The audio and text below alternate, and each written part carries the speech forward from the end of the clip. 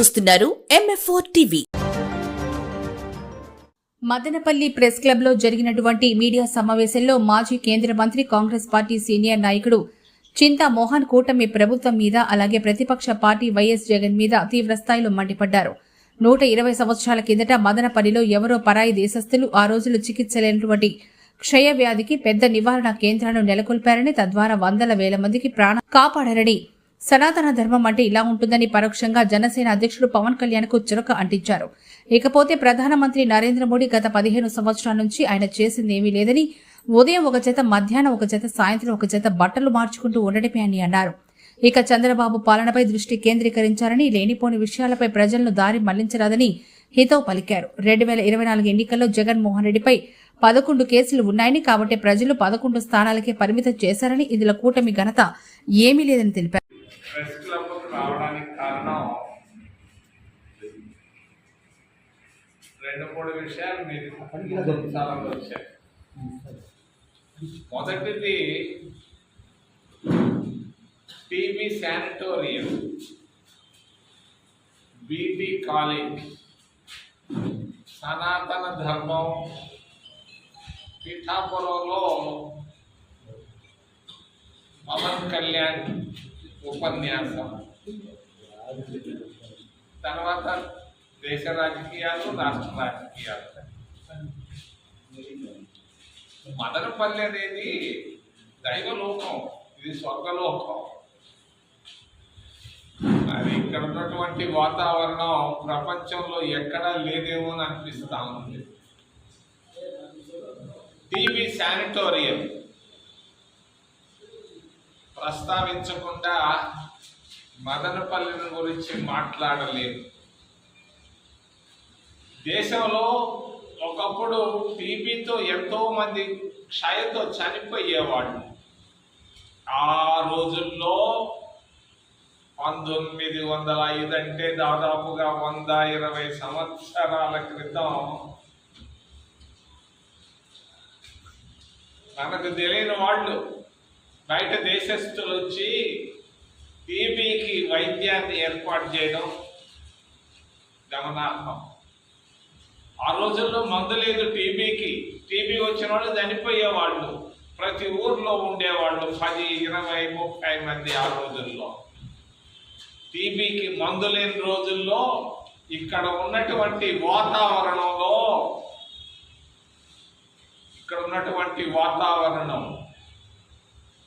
Oxygen ఒక్కటే ఇచ్చి ఆ రోజు టీబీ పురుగులు చంపినటువంటి రోజులు. టీబీ శానిటోరియం భారతదేశ చరిత్రలోనే ఇది ఒక గొప్ప అధ్యాయం. టీబీ శానిటోరియం, ఆరోగ్య వరం అనొచ్చు కానీ టీబీ శానిటోరియం, దీనికి ఒక గొప్ప ప్రపంచ ప్రఖ్యాతి ఉంది ఈ సెంటర్కు. కానీ నేను వచ్చే ముందు చూసి వచ్చాను, నాకు చాలా కన్నీటితో వచ్చాను అక్కడి నుంచి. మరి బీటీ కాలేజ్, బీసెంట్, అన్నీ బీసెంట్ అని ఆయన భర్త, యానీ అని ఆమె భార్య. మరి యానీ బీసెంట్ అయింది ఆమె, యానీ పోయి యానీ బీసెంట్ అయింది. ఆ బీసెంట్ అని ఆయన ప్రిన్సిపల్ ఉండేవాడు బీటీ కాలేజీకి. మహాత్మా గాంధీ గారు కల్కట్టాలో చెప్పాడు రవీంద్రనాథ్ ఠాగూర్కి, జనగణమన పాట పాడమంటే రవీంద్రనాథ్ ఠాగూర్ పాడాడు. జనగణ గణ గుణ గణ అంటే నవ్వి మహాత్మా గాంధీ గారు డయాస్ పైనే పిలిచి, రవి నువ్వు పోవాలి, నువ్వు ఇట్లా కాదు, ఈ జనగణమన జాతీయ గీతాన్ని పాడాల్సింది. నీకు బెంగళూరు దగ్గర మదనపల్లి అనే ఒక ఊరుంది, ఆ ఊరికెళ్ళు. అక్కడ బీసెంట్ అని ఒక ఆయన ఉన్నాడు, ఆయన దగ్గర పో, దీనికి కావలసిన లైరిక్స్, పదజాలం ఎలా చేయాలో చేస్తాడు అని అంటే, పాపం రవీంద్రనాథ్ ఠాగూర్ సరేనని చెప్పి గాంధీ గారికి బెంగళూరుకు వచ్చి, బెంగళూరులో ఒక చిన్న బండి వేసుకొని ఇక్కడికొచ్చి ఆడ 3 రోజులు కూర్చున్నాడు ఒక రూమ్లో రీసెంట్ కాలేజీలో. అప్పుడు ఆయన కుదిర్చినటువంటి ఆ గీతం జాతీయ గీతం అయింది. యానీ బిసెంట్కు జాతీయ గీతానికి మదనపల్లికి ఒక గొప్ప కేంద్రం. ఇక్కడే జాతీయవాదం మొదలైంది ఆ రోజుల్లో. ఇంత గొప్ప ప్రాంతం మదనపల్లి ఈరోజు చూస్తే ఎక్కడో ఉంటాం, స్వర్గలోకం. మీరందరూ ఇక్కడ ఉండడం అనేది చాలా నేను సంతోషపడుతున్నా, గర్వపడుతున్నా. మరి ఏమీ లేని రోజుల్లో, దేశంలో దరిద్రం ఉన్న రోజుల్లో, దేశంలో కరువు ఉన్న రోజుల్లో, దేశంలో ప్రతి ఊర్లో జబ్బు ఉన్న రోజుల్లో ఎవరో ఎక్కడో తెలియని వాళ్ళు, ముఖం తెలియని వాళ్ళు వచ్చి ఇక్కడ టీబీ శానిటోరియం పెట్టి 100 మందికి చికిత్స చేయడం అనేది సనాతన ధర్మం. అది సనాతన ధర్మం అంటే. ఈ రోజుల్లో సనాతన ధర్మం అని చెప్పి చాలా మంది గ్యాస్ కొడుతున్నారు, ఉపన్యాసాలు కొడుతున్నారు. నిన్న పిఠాపురం నుంచి ఒక ఆయన మాట్లాడుతుంటే నాకు నవ్వు వచ్చింది. ఎగిరి మాట్లాడుతున్నాడు సనాతన ధర్మం అంటే టీబీ శానిటోరియం, బీటీ కాలేజ్, ఇవన్నీ ప్రారంభించిన వాళ్ళు సనాతన ధర్మాన్ని పాటించారు భారతదేశంలో. దీన్ని పక్కన వారేసి మన భారతీయ జనతా పార్టీ వాళ్ళు సనాతన ధర్మం అని మాట్లాడడం నవ్వు వస్తా ఉంది. మరి ఆ రోజుల్లో దళితులకు ఆలయ ప్రవేశం ఉండేది కాదు, దేవాలయాల్లో ప్రవేశం ఉండేది కాదు, బళ్ళలోకి రానిచ్చేవాళ్ళు కాదు, గుడిలోకి రానిచ్చేవాళ్ళు కాదు, దారిలో రోడ్లపై నడవనిచ్చేవాళ్ళు కాదు. ఆ రోజు కాంగ్రెస్ పార్టీ మహాత్మా గాంధీ తీసుకొచ్చినటువంటి కార్యాచరణ, స్వతంత్రోద్యమంతో మరి అందరికీ సమానత్వాన్ని ఇవ్వడమే సనాతన ధర్మం. దాన్ని పక్కన వారేసి మరి సనాతన ధర్మం అంటే ఆ గంగానదిలో పోయి మునిగేసి రావడం, అయోధ్యలో దండం పెట్టడం కాదు. ఇది సనాతన ధర్మం అంటే. దాన్ని గురించి మాట్లాడకుండా నిన్నున్నటువంటి ఒక ఆయన పాపం ఆయన చెప్తా ఉన్నాడు, లేచాను, నిలబడ్డాను, పైకి వచ్చానని. ఏమి లేచావు, ఏం నిలబడ్డావు, ఏం పైకి వచ్చావు నువ్వు? ఏం జరిగింది? ఆ రోజు ఉన్నటువంటి ముఖ్యమంత్రిని చూసి భయపడి చంద్రబాబు నాయుడికి, పవన్ కళ్యాణ్ ఓట్లు వేశారు.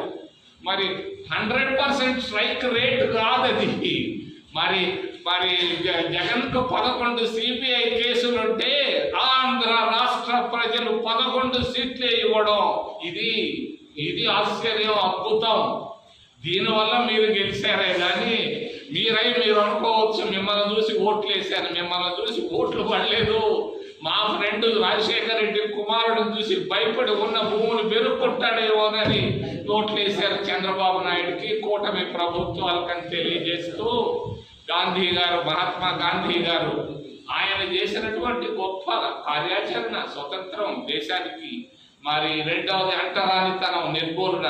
ఇవి సనాతన ధర్మాలకు కీర్తి ప్రతిష్టలు తెచ్చాయి. ఇది కావాల్సింది భారతదేశంలో వచ్చింది కాంగ్రెస్ పార్టీ తరఫున. మరి ఇంత దూరం జరిగిన తర్వాత ఒక మాట నేను చెప్పక తప్పదు. ఈరోజు మార్చి 15వ తారీఖు. అన్ని పేపర్లో రాయలేదు, ఒకే ఒక పేపర్లో రాశారు. ఒక నా మిత్రుడు గురించి. అతని పేరు కాంశీరామ్. వాడు పుట్టినరోజు ఇది. ఆ కాంశీరామ్ బతుకు ఆంధ్రజ్యోతి పేపర్లో, ఒక్క దేశంలో 100 పేపర్లు ఉంటే ఏ పేపర్లో రాయలేదు, ఒక శీర్షిక రాశారు. ఆంధ్రజ్యోతి పేపర్ని, ఆంధ్రజ్యోతి ఎడిటర్ రాధాకృష్ణని నేను హృదయపూర్వకంగా అభినందిస్తున్నాను. కాంశీరామ్ గురించి రాసిన దాన్ని మిగిలిన పేపర్లో ఎక్కడా రాయలేకపోయారు. ఇప్పుడు కాంశీరామ్ బతుకున్నప్పుడు భయపడేవాళ్ళు భారతీయ జనతా పార్టీ. కొన్ని పార్టీలు నా దగ్గర మనుషులను పంపించేవాళ్ళు. వాడు కాంశీరామ్ మాట్లాడుతుంటే Vajpayee the last Brahmin prime minister of India అంటే వాజ్పేయి నా దగ్గర మనుషులను పంపించేవాడు. ఆయన అట్లా మాట్లాడద్దని చెప్పాయా, అయ్యా నా దగ్గర పంపిస్తే నేను చెప్పేవాడిని కాంశీరామ్కి, అట్లా మాట్లాడబాబు వాజ్పేయి గురించి, భారతీయ జనతా పార్టీ. వాడు నవ్వేవాడు. ఒకరోజు గాంధీల గురించి మాట్లాడితే జైల్ సింగ్ మా ఇంటికి వచ్చాడు, మాజీ రాష్ట్రపతిగా. మరి అటువంటి కాంశీరామ్ బర్త్డే ఈరోజు. మరి దేశ రాజకీయాల్లో మలుపు తిరిగాయి, ఇంకా తిరగాల్సిన అవసరం ఉంది. మరి ఈ మధ్య వచ్చినటువంటి వర్గీకరణ, కులాల వర్గీకరణ, స్టాలిన్ వర్గీకరణ. మరి మాది కానీ 1994లో ఎన్నికల్లో కాంశీరామ్ వచ్చి మదనపల్లికి కూడా వస్తే వేలాది మంది ఆ రోజు వచ్చారు. మరి అతన్ని ఎస్సీలు, బీసీలు, కాపుల్ని అందరినీ కలిపి రాజ్యాధికార దశగా తీసుకెళ్లాలనుకున్నప్పుడు కొంతమంది కుట్ర పన్నారు. వాళ్ళ పేరు నేను చెప్పటం లేదు. కుట్ర పన్ని ఎట్టగైనా ఎస్సీలు, బీసీలు కలవకుండా ఎస్సీలని 2 చేస్తే బాగుంటుందని ఒక దుర్బుద్ధి పుట్టింది ఆ రోజు.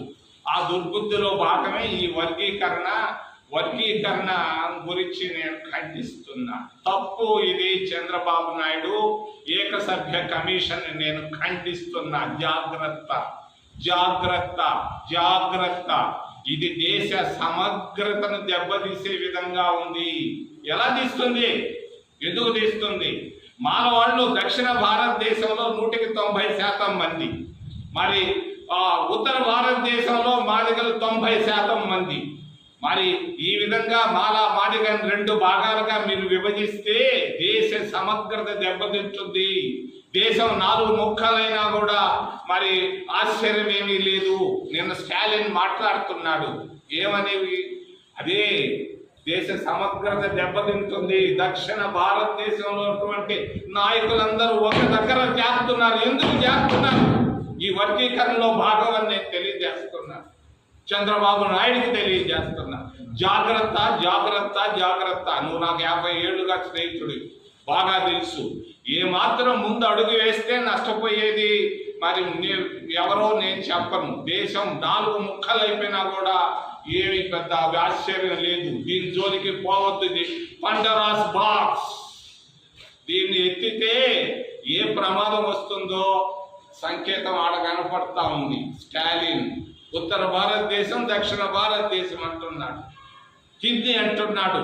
ఎప్పుడు లేనటువంటి నినాదాలు వస్తున్నాయి.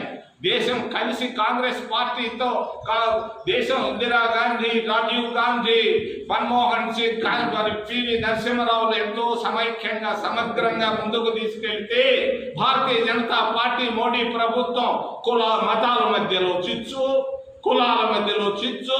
ఇప్పుడు కొత్తగా వచ్చింది స్టాలిన్ దగ్గర ప్రాంతాల మధ్య చిచ్చు. అంతకు ముందు లేదే. ఎందుకు వచ్చింది ఇది? జాగ్రత్త. కులాల జోలికి పోవద్దు చంద్రబాబు నాయుడు తెలియజేస్తూ ఇంకా ఎన్నో విషయాలు ఉన్నాయి. మరి ఎస్సీల పరిస్థితి అధ్వానంగా ఉంది. ఆంధ్రప్రదేశ్ రాష్ట్రంలో 3 పూటల్లో 1 పూట కూడా భోజనం చేయటం లేదు. ఓబీసీల పరిస్థితి మరి చాలా బలహీనంగా ఉంది. 3 పూటల్లో 2 పూటలు కూడా భోజనం చేయలేకపోతున్నారు. ఈ ప్రాంతంలో ముస్లింలు, మైనారిటీలు ఎక్కువగా ఉన్నారు. మరి మైనారిటీల పరిస్థితి కూడా భయంకరంగా ఉంది. ఈరోజు వాళ్ళు భోజనాలు చేయలేకపోతున్నారు. భోజనం జరగటం లేదు, చెప్పుకోలేకపోతున్నారు. ప్రతిష్టతో జీవితాలు గడుపుతున్నారు భారతదేశంలో. మరి ఈ విధంగా దేశ సమైక్యతను దెబ్బతీసే విధంగా వర్గీకరణ పోవడం ప్రమాదకరం. మరి స్టాలిన్ మాట్లాడుతున్న మాటలు కూడా జాగ్రత్తగా ఆలోచించి నిర్ణయాలు తీసుకోవాలని మరి మోడీ గారికి తెలియజేస్తూ, మోడీ గారిని గురించి 2 మాటలు చెప్తాను. చంద్రబాబు నాయుడు గురించి 1.5 మాట చెప్పి ముగిస్తా. దేశ ప్రధానమంత్రి 11 సంవత్సరాలు ప్రధానమంత్రి అయ్యాడు. ప్రధానమంత్రి అయ్యి దేశానికి ఏం చేశాడు? 11 సంవత్సరాల్లో చెప్పుకోదగ్గది ఏదన్నా ఒక్కటి ఉందా? ఇందిరాగాంధీ భూ సంస్కరణ తీసుకొని వచ్చింది, బ్యాంకులు జాతీయం చేసింది. మన్మోహన్ సింగ్ ఆర్థిక సంస్కరణ తీసుకొని వచ్చాడు, విద్యా హక్కు చట్టాన్ని తీసుకొని వచ్చాడు, ఉపాధి హామీ పథకాన్ని తీసుకొచ్చాడు, ఓబీసీలకు రిజర్వేషన్లు తీసుకొని వచ్చాడు. ఉంది. ఈ రోజు వాళ్ళు భోజనాలు చేయలేకపోతున్నారు, భోజనం జరగటం లేదు, చెప్పుకోలేకపోతున్నారు. ప్రతిష్టతో జీవితాలు గడుపుతున్నారు భారతదేశంలో.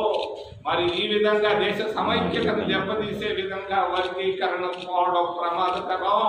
మరి స్టాలిన్ మాట్లాడుతున్న మాటలు కూడా జాగ్రత్తగా ఆలోచించి నిర్ణయాలు తీసుకోవాలని మరి మోడీ గారికి తెలియజేస్తూ, మోడీ గారిని గురించి 2 మాటలు చెప్తాను. చంద్రబాబు నాయుడు గురించి 1.5 మాట చెప్పి ముగిస్తా. దేశ ప్రధానమంత్రి 11 సంవత్సరాలు ప్రధానమంత్రి అయ్యాడు. ప్రధానమంత్రి అయ్యి దేశానికి ఏం చేశాడు? 11 సంవత్సరాల్లో చెప్పుకోదగ్గది ఏదన్నా ఒక్కటి ఉందా? ఇందిరాగాంధీ భూ సంస్కరణ తీసుకొని వచ్చింది, బ్యాంకులు జాతీయం చేసింది. మన్మోహన్ సింగ్ ఆర్థిక సంస్కరణలు తీసుకొని వచ్చాడు, విద్యా హక్కు చట్టాన్ని తీసుకొని వచ్చాడు, ఉపాధి హామీ పథకాన్ని తీసుకొచ్చాడు, ఓబీసీలకు రిజర్వేషన్లు తీసుకొని వచ్చాడు. మరి మోడీ 11 సంవత్సరాల్లో ఏమి చేశాడు? చేసింది ఏంటి? ఆయన దినంలో 4 సార్లు బట్టలు మారుస్తాడు, గుడ్డలు మారుస్తాడు. 4 సార్లు, పొద్దున ఒక జత, మధ్యాహ్నం ఒక జత, సాయంకాలం ఒక జత, రాత్రి పూట సరే. మరి ఈ పరిస్థితుల్లో పేద దేశంలో నిరుద్యోగం విపరీతంగా ఉన్నటువంటి ప్రాంతంలో దేశ ప్రధానమంత్రి 10,000 జతల గుడ్డలు కలిగి ఉన్నాడు. కాదని చెప్పమను. ముఖ్యమంత్రి అయ్యే టయానికి ఆయనకి 5,000 జతల గుడ్డలు ఉన్నాయి. ప్రధానమంత్రి అయిన తర్వాత ఆయన సాధించింది ఇంకొక 5,000 జతల బట్టలు. 5 + 5,000 10,000 జతలు కలిగినటువంటి దేశ ప్రధానమంత్రి 11 సంవత్సరాల్లో ఏమి చేశాడు అని నేను అడుగుతున్నా. చెప్పమను, దమ్ముంటే ధైర్యం ఉంటే. 10,000 జతలు గుడ్డలు లేవని చెప్పమను. చంద్రబాబు నాయుడు నాకు 50 సంవత్సరాలుగా తెలుసు. ముఖ్యమంత్రి 15 సంవత్సరాలు ముఖ్యమంత్రిగా ఉన్నాడు. నేను అడుగుతున్నాను సున్నితంగా చంద్రబాబు నాయుడిని, నువ్వు 15 సంవత్సరాల్లో మదనపల్లికి నువ్వేం చేశావు? ఒక చిన్న పనన్నా చేసావా? నీ వల్ల ఒకరిద్దరన్నా బాగుపడ్డారా మదనపల్లిలో? ఉంటే చెప్పయ్యా చంద్రబాబు నాయుడు. మరి నేను నగిరికి వెళ్ళాను. నగిరికి వెళ్తే అడుగుతున్నారు ఆడవాళ్ళు, ఆర్టీసీ బస్సులో మమ్మల్ని ఎప్పుడు ఎక్కిస్తారు అని అడుగుతున్నారు. ఆర్టీసీ బస్సుల వైపు చూస్తున్నారు. రైతులు మాకు 20,000 ఇస్తానన్నాడయా, 10 నెలలు దాటింది, ఎప్పుడు ఇస్తాడయా రైతు సహాయం అని అడిగారు. సంవత్సరానికి 20,000 ఇస్తానంట. మరి అంతేకాదు ప్రతి మహిళకు నెలకు 1,500 రూపాయలు ఇస్తానంట. 10 నెలలు అయిపోయింది, 15,000 రూపాయలు వస్తుందని అందరూ మహిళలు ఎదురు చూస్తున్నారు. చంద్రబాబు నాయుడు మాత్రం మరి ఏం చేస్తున్నాడో ఏందో నాకైతే తెలీదు. అక్కడ పోయి వెంకటేశ్వర స్వామికి దండం పెడుతున్నాడంట. అక్కడ అమరావతిలో ఈరోజు టీటీడీ బోర్డు చైర్మన్ తీసుకోకపోతే దండం పెడుతున్నాడు, హారతులు తీసుకుంటున్నాడు. మా మిత్రుడు కుమారుడు జగన్మోహన్ రెడ్డి ఆశల పల్లకిలో ఉన్నాడు. నేను మళ్ళా వస్తాను అనుకుంటున్నాడు. ఆయన రావడం కల్లా అయ్యే పనే కాదు. మరి ఆయనకి ఎందుకు వేశారు? ఆయన అడిగిందల్లా ఒక్క ఛాన్స్, 2 ఛాన్సులు ముందే అడిగి ఉండాలి. ఆయన ఒక్క ఛాన్స్ నాకు ఏంటన్నారు. ఒక్క ఛాన్స్ లో 5 సంవత్సరాల్లో నువ్వు ఏం చేసావయ్యా? మీ నాయన దగ్గర మీ నాయన పేరు పెట్టి 6,000 కోట్ల రూపాయలు నువ్వు సంపాదించావు. తర్వాత 8,000 కోట్ల రూపాయలు నువ్వు సంపాదించావు. ఇప్పటికే నీ పైన సిబిఐ వాళ్ళు కేసులు పెడితే 3,000 సార్లు జామీన్ తీసుకొని బయటకు వచ్చావు. ఏ రోజు నువ్వు పోతావో నీకు తెలియనటువంటి వాడికి నా ప్రభుత్వం వస్తుంది 2-3 సంవత్సరాల తర్వాత నేను ముఖ్యమంత్రిని అవుతాను ఆశల పల్లకిలో వద్దునాయన, వాస్తవాలకు దగ్గరగా రమ్మని చెప్పి తెలియజేస్తూ మరి పవన్ కళ్యాణ్ మాటలు కూడా కొంచెం మరి ఉపన్యాసం ఇచ్చుకోవచ్చు. ఆయన సనాతన ధర్మాన్ని గురించి మాట్లాడటం కరెక్ట్ కాదు. సనాతన ధర్మం అంటే ఇదిగో టీబీ శానిటోరియం, బీటీ కాలేజీ, మరి దళితులకు ఆలయ ప్రవేశం, మరి అంటరానితనం నిర్మూలన, ఇవి సనాతన ధర్మాలు. మరి భారతీయ జనతా పార్టీ ఊరికే గ్యాస్ కొట్టుకుంటా ముందుకు పోతా ఉందని తెలియజేస్తే ప్రశ్నలు ఉంటే అడగమని మిమ్మల్ని చేతులెత్తి ప్రార్థిస్తాను.